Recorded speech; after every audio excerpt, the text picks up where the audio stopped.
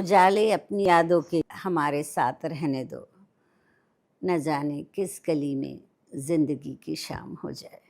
नमस्कार दोस्तों, आज की शाम बहुत खूबसूरत होने वाली है क्योंकि आज मैं आपको अपने महबूब शायर देश दुनिया में तो वो फेमस हैं ही, इसके अलावा वो हमारे भोपाल के हैं, इसका हमें गर्व होता है। वो हैं, आप समझ ही गए होंगे, बशीर बद्र साहब। बशीर साहब का नाम जो है वो सैयद मोहम्मद बशीर है और तखल्लुस उनका बद्र है। तो चलिए हम बात करते हैं बद्रवासी साहब से। तो आप हमें कुछ उनके लेखन, जो भी उनका पहले शुरुआत हुई और फिर उसके बाद उनने जो लिखा, फिर वो बाहर जाना शुरू हुआ, तो लेखन और ज़िंदगी के बारे में हमें कुछ बताइए, हमारे दर्शकों को भी। आपने सवाल किया कि बशीर बद्र साहब ने लिखना कब शुरू किया। जी बशीर बद्र साहब की पैदाइश जो है वो 15 फरवरी 1935 को जी और उसके बाद जहाँ तक मुझे मालूम है 11 बरस की उम्र में उन्होंने पहली गज़ल की। या जी, क्योंकि उनको भी माहौल वही मिला था, यूपी फैज़ाबाद लखनऊ का जो माहौल, अदबी माहौल मिला। तो पहली 11 बरस की, और उसका जो शेर था, वो पहला शेर जो उन्होंने कहा था वो था, हवा चल रही है उड़ा जा रहा हूँ। हवा चल रही है उड़ा जा रहा हूँ। हवा चल रही है उड़ा जा रहा हूँ, तेरे इश्क में मैं मरा जा रहा हूँ। वाह, क्या बात है! 11 साल के बच्चे ने इतनी बड़ी बात लिखी। वहाँ से उनकी जो उड़ान है कि उसका अंदाज़ा आप लगा सकते हैं। जी फिर उसके बाद वो मुशायरों में आने, नशिस्तों में, मुशायरों में आने जाने लगे। काफ़ी कम उम्र से।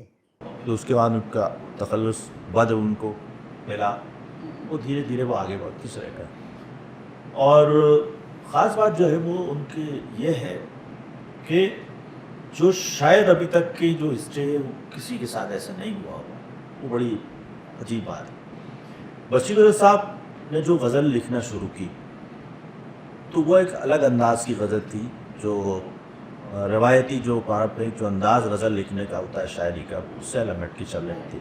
लेकिन उसके बावजूद भी वो जो आम आदमी के दिल को छूती थी। हाँ, लेकिन उन्होंने अपना रास्ता अलग बनाया जी और वो भी पॉपुलर हुई उनकी गज़ल, और एक अलग पहचान उनकी जब निकल के आई, तो जिस वक्त वो एमए के स्टूडेंट थे, उससे पहले उनकी गज़ल एमए के सिलेबस में शामिल थी। क्या बात है! ये और उसी यूनिवर्सिटी। ये गर्व का विषय है, बहुत ही ज़्यादा।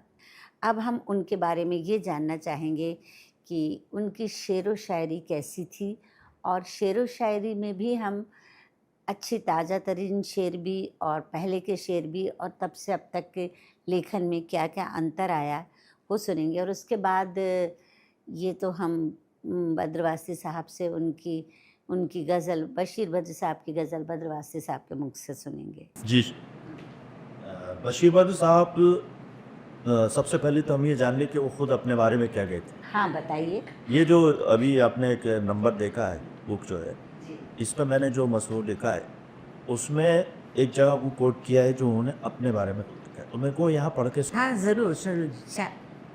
वो कहते हैं कि आज गज़ल के करोड़ों आशिकों का ये ख्याल है कि मेरी नाचीज़ गज़ल उर्दू के 100 साला सफ़र में एक नया पौड़ी। मेरा उस्लूब यानी डिक्शन आज की गज़ल का डिक्शन बन चुका है।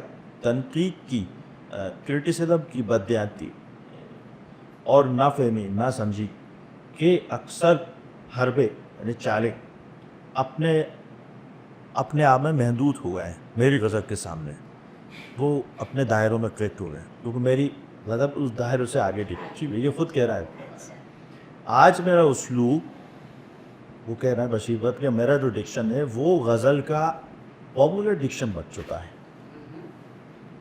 और मैं इस बात का एतराफ़ करता हूँ, इसको स्वीकार करता हूँ कि आपके अहद में, देखिए कितनी आगे की बात कर रहा हूँ, कि आपके अहद में यानी 2035 में जो गज़ल रवां दबा है या गज़ल होगी, उसका आगाज़, उसका आरंभ मुझ नाचीज़ के चरागों से। क्या बात है! ये तो बिल्कुल सही कहा आपने।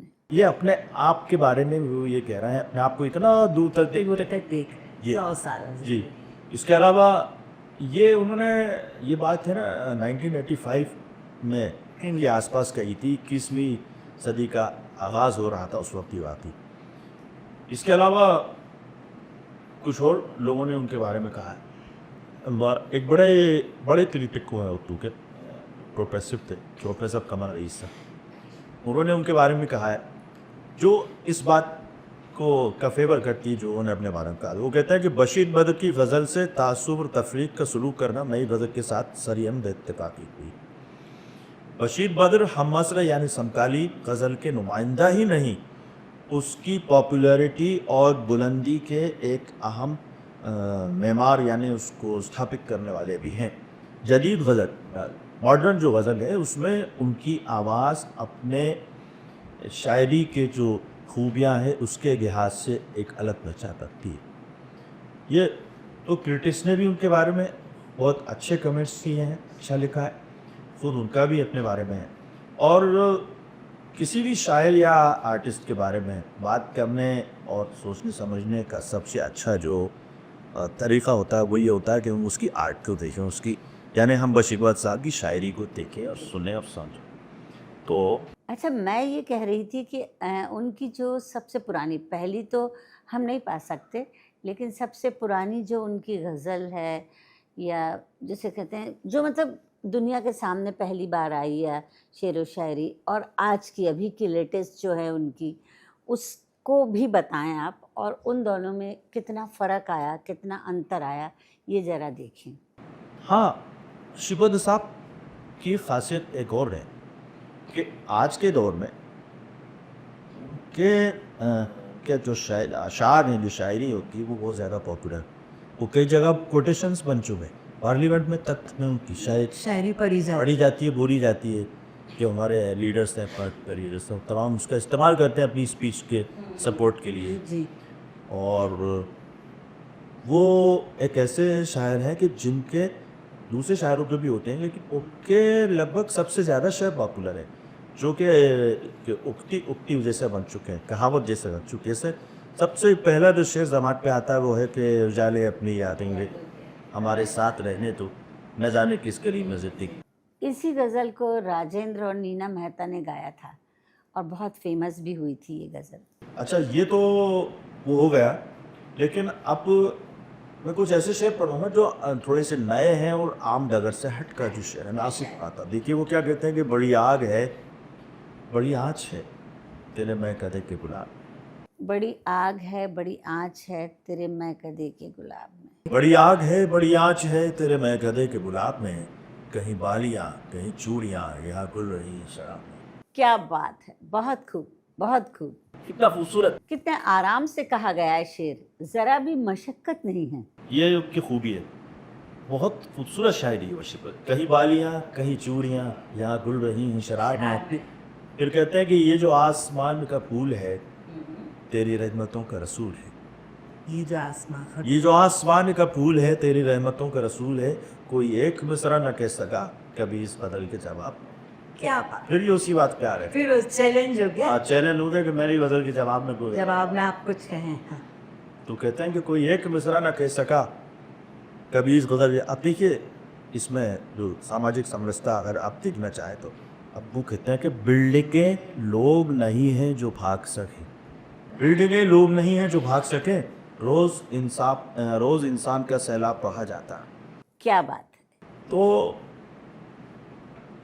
हाँ, ये गज़ल मुझे बहुत, ये जो शेर है इतना नयापन है इसमें, इतनी ताजगी है और आप अंदाज़ा नहीं लगा। ये पूरी गज़ल थी, 2-3 शेर मैंने इसमें लिखे कि आपको मज़ा आएगा। ये हिंदी में ट्रांसलेट है ये किताब या अभी एक ही महीना हुआ है? नहीं, अभी एक ही महीना हुआ है। तो इसमें जो नयापन है, जो ताजगी है, और दूसरी बात है कि ये जो अल्फाज जिन प्रतीकों के साथ, जिन नियमों के साथ इस्तेमाल किए हैं, वो बशीर बद्र कर सकते। कहते हैं कि नारियल के दरख्तों की पागल हवा, खुल गए बादमां तू सुपुर्द खुदा। क्या नारियल के दरख्तों की पागल हवा, खुल गए बादमां क्यों सुपुर्द खुदा, सांवली सरजमी पर मैं अगले बरस फूल खिलने से पहले ही आ जाऊँ पर। सांवली सरजमी, क्या बात है, देखिए कितना खूबसूरत लफ्ज़ इस्तेमाल किया है। बंद पलकों पे जो फूल रखकर कहे, आओ हम बर्फ की चोटियों पर चले। बंद पलकों पे जो फूल रखकर कहे, आओ हम बर्फ की चोटियों पर चलें। सत्सुकालीन पर धूप लेटी कोई सोचती है न जाने वो कब आएगा। मतलब जिसको कहते हैं विशेषण, विशेषण। अच्छा, दूसरी दूसरी एक चीज़ और है कि उनका जो एक बड़ी पसंदीदा, जिसे कि हम बहर कहते हैं होगी, वह हिंदी में आप ले समझ लीजिए, है ना, छंद। हाँ जो आप तो हाँ बहर बड़ा बड़ी बड़ी लंबी बहर है, लेकिन ज़्यादातर उनके अशार इसमें है, गज़लें इसमें। क्यों देखिए आप? लंबी बहर में हाँ, लंबी बहर में, ये जो लंबी बहर में, जो बहर में आपको अभी, जिसमें अभी शेर पढ़े थे, हाँ वो अच्छा है ना, और फिर आगे अभी शेर सुना और उनके तरन्नुम भी सुना। हाँ अरे क्या बात। तो देखिए वो क्या कहते हैं, सोसाइटी में कमेंट भी करते हैं। वो कहते हैं, लकड़ियों से तराशी हुई लड़कियां, जी लकड़ियों से तराशी हुई लड़कियां, टीन के ख्वाब नौजवान मुख्तलिफ रंग में। लकड़ियों से तराशी हुई लड़कियां, टीन के नौजवान मुख्तलिफ रंग में। दोस्त हैं दोस्ती से मगर बेखबर, दुश्मने जा है लेकिन खफा तक नहीं। और पत्थरों की ज़मीन पत्थरों का शजर, पत्थरों के मका पत्थरों के बशर। पत्थरों की ज़मीन पत्थरों के का शजर, पत्थरों के मका पत्थरों के बशर। कब सवेरा हुआ किधर को चले, किस गली शाम आई कहाँ सो गए। जो लाइफ है पूरा उसकी पेंटिंग आपको उसमें देखते हैं। सही बात। अच्छा, इसके अलावा बशीर पर साहब की खासियत एक और भी, वो अपनी शायरी में उर्दू के साथ साथ रेजियत अल्फाज का इस्तेमाल भी बखूबी करता है और उसको कई जगह आपको मिल जाएगा। जैसे ज़ाफ़रानी पुलोवर उसी का हिस्सा है। अब पुलोवर पुलोवर अंदीज़ अंग्रेजी का नाम, ज़ाफ़रानी पुलोवर उसी का हिस्सा है, कोई दूसरा जो बैठनी तो दूसरा अरे। इस तरह से और भी आपको लेके आप तो बशीर मोहम्मद साहब ने गज़ल, उर्दू गज़ल को ख़ास तौर से अगर हम ये कहें कि वो क्या एक बहुत बड़ा कंट्रीब्यूशन है हाँ वो, और नई ज़बान नई शैली उन्होंने गज़ल को दी है। हाँ क्योंकि आज का युवा वर्ग भी उन्हें बहुत पसंद करता है। जो ट्रेडिशनल जो स्टाइल चला आ रहा था बात करने का, जो जो शब्द उसमें, जो लैंग्वेज उसमें यूज़ की जा रही थी, उससे अलग ट्रीट किया उन्होंने। नई ज़बान नई आप जैसे अभी आपको इन शाह से अंदाज़ा हुआ हो कि किस तरह से उन्होंने अपना एक नया रास्ता बनाया।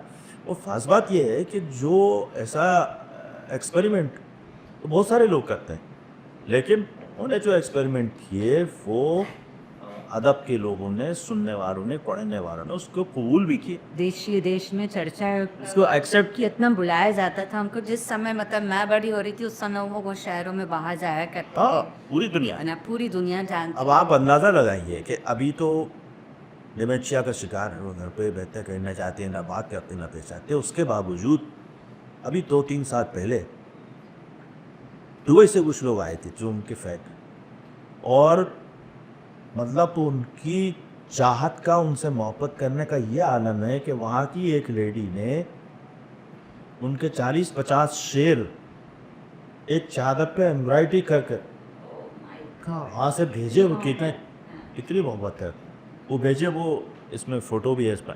उस फंक्शन में मैं भी था, मुझे भी बात 2-4 लोगों को बुलाया था तो मैं भी उसमें शामिल था। तो वो लोग वहाँ से आए थे, उनको यहाँ पर सम्मानित करके गए, वो चादर उनको पूरा दिया, पीछे लगाई गई चादर, उसके साथ बैठे हैं।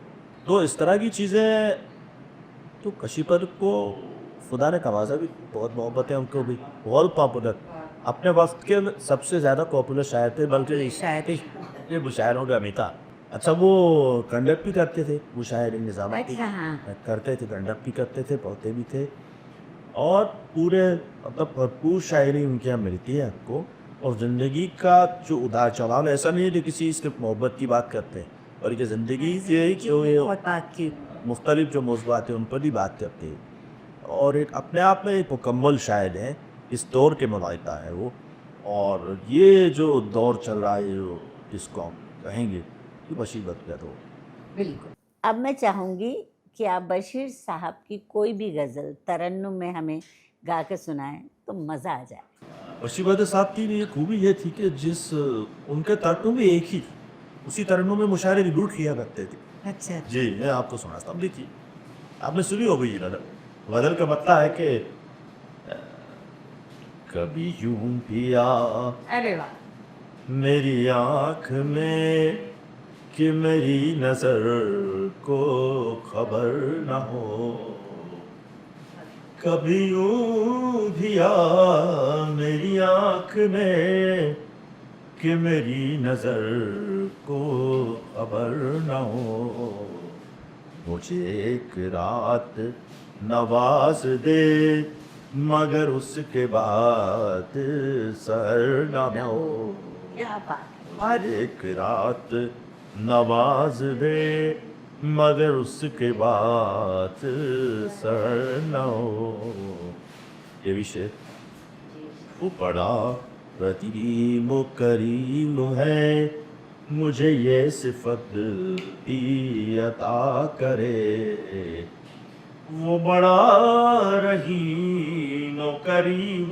है, मुझे ये सिफत भी अदा करे, तुझे भूलने की दुआ करूं तो मेरी दुआ में असर न हो, तुझे भूलने की दुआ कहूं तो मेरी दुआ में असर न हो, मेरे बाजुओं में थकी थकी अभी मैं बेख्वाब है चांदनी, मेरे बाजुओं में थकी थकी अभी मैं बेख्वाब है चांदनी, न उठे सितारों की पालकी अभी आहटों का गुजर न हो, न उठे सितारों की पालकी अभी आहटों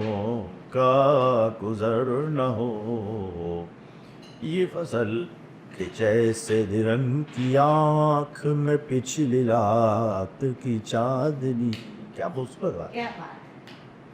ये गजल के जैसे रंग की आँख में पिछली रात की चांदनी, न बुझे खराबे की रोशनी कभी बेचराग ये घर न हो, तुझे अरादे की रोशनी कभी बेचराग ये घर तब हो, ये आखिरी शेर इसका सरका है, कभी दिन की धूप में झूम के कभी शब के फूल को चूम के, कभी दिन की धूप में झूम के कभी शब के फूल को चूम के, यूं ही साथ साथ जले सदा कभी खत्म अपना सफर न हो, बहुत बहुत यूं ही साथ साथ चले सदा कभी खत्म अपना सफर न। तो ये हैं हमारे बशीर बद्र साहब। मैं शुक्रगुज़ार हूँ बद्रवासी साहब की कि उन्होंने बहुत शॉर्ट में बशीर बद्र जी की ज़िंदगी पूरी हमें शेर व शायरी, सब गज़ल, उनकी सब हमारे सामने उतार के रख दी, क्योंकि जो आपका महबूब शायर है उसकी निजी ज़िंदगी के बारे में जानने की उत्सुकता सबको रहती है। और इसमें सबसे अच्छी बात मुझे ये लगी कि उनकी गज़ल अपनी आवाज़ में बद्रवासी साहब ने जो सुनाई वो तो काबिल तारीफ़ है, और हम चाहेंगे कि इसी तरह से हम और महफ़िलें जमाते रहें। बद्रवासी साहब बहुत होमवर्क करके आते हैं और मेरे ख़्याल से उनकी जानकारी भी बहुत ज़्यादा है, तो क्यों ना हम 3-4 महीने में एक आध ऐसी महफ़िल जमाएं और आप अपने कोई भी पसंदीदा शायर के बारे में हमें बताएं, तो हम बद्रवासी साहब और हम लोग सब मिलके इस पर काम करेंगे और आपके सामने नया पॉडकास्ट लाते रहेंगे। तब तक के लिए शुक्रिया, खुदा हाफ़िज़।